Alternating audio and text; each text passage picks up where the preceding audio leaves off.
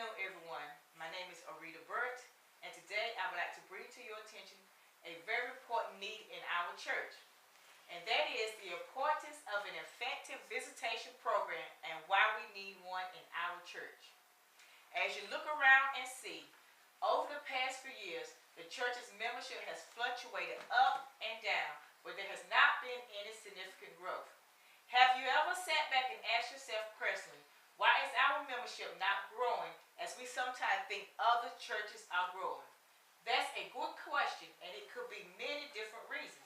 However, today I want to introduce you to a visitation program that I would like for you to consider us adopting in the year 2014. In my research, I came across this eye-catching illustration on visitation by Reverend Joseph Wilmot, and it went like this. Next slide.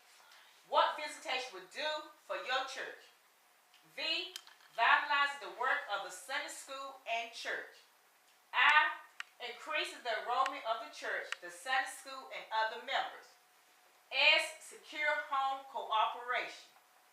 I, inspires regular attendance to all services. T, ties the home closer to Sunday school and church. A, affords a soul-winning opportunity. T, typifies the loving interest in Christ. I, ensures growth in grace. O, opens the doors of homes. N, nurtures friendliness, goodwill, and increased fellowship. I thought this was a very good way to start you out thinking about the need for visitation in our church. Lack of an effective visitation program can affect our church in many ways, such as the future growth, stability, and financially. When you know the impact of something, then you are able to value the need of it. Next slide. Why aren't visitors coming back to our church? In our thoughts, we want people to come back and visit and stay at our church, but we don't always show it through our actions. Many of us come to church late and we leave early.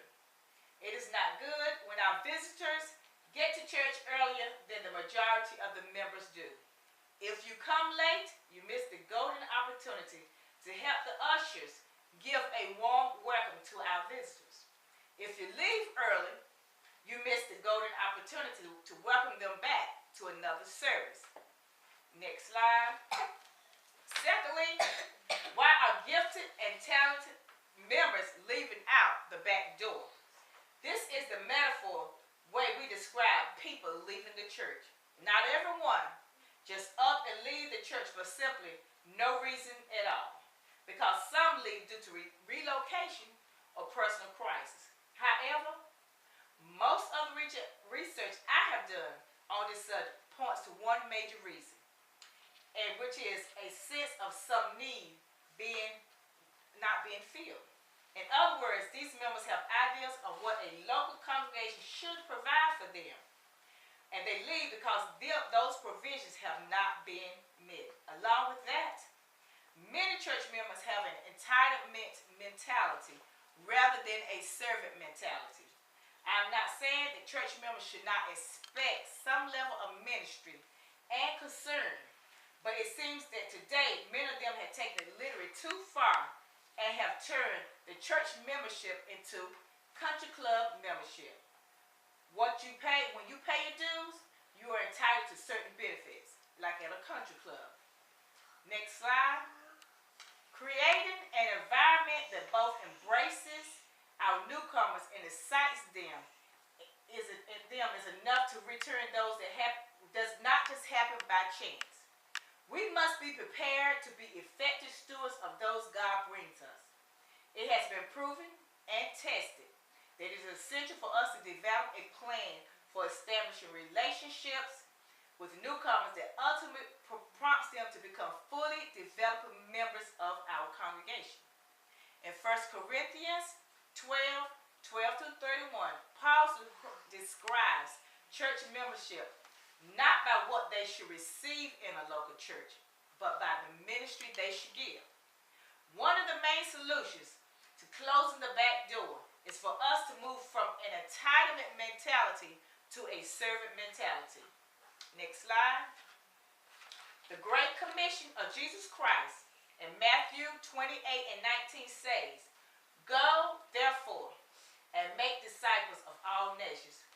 We need to make sure that current members are informed of the biblical understanding about church membership. We need to raise the bar of expectations by clarifying the members' expectations in new members class and Sunday school and Bible study. We can start out by working with a few members, say 2 to 3 at a time, and mentor them to become biblical church members. After a season, those members each will mentor 2 to 3 others.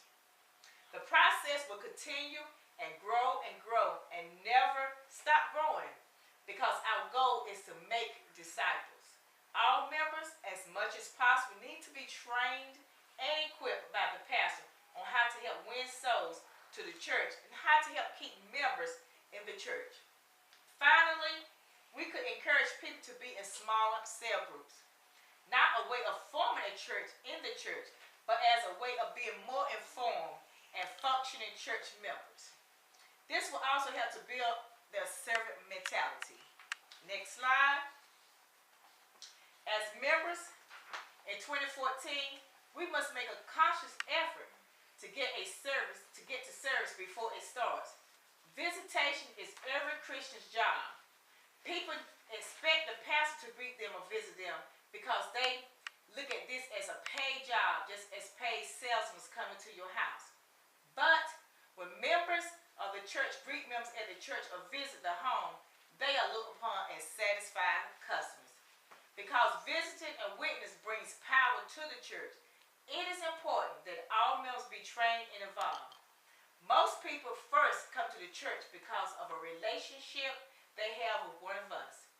It is important that you know and try to establish a good relationship with those persons whom you are bringing. We need to make sure all of our leaders are involved, because this will motivate and encourage others to get involved. The leaders must set examples if they expect others to get involved. A follow-up letter should follow the visit to make it special and appreciated to the visitor. Next slide. We must all continue to encourage others to get involved in order to continue to grow the visitation ministry. Visitation is better caught than taught. It spreads best by being contagious and not forced upon. In implementing an effective visitation program, we will see our church flourish. This will have a positive impact on our church's future growth, stability, and financial status.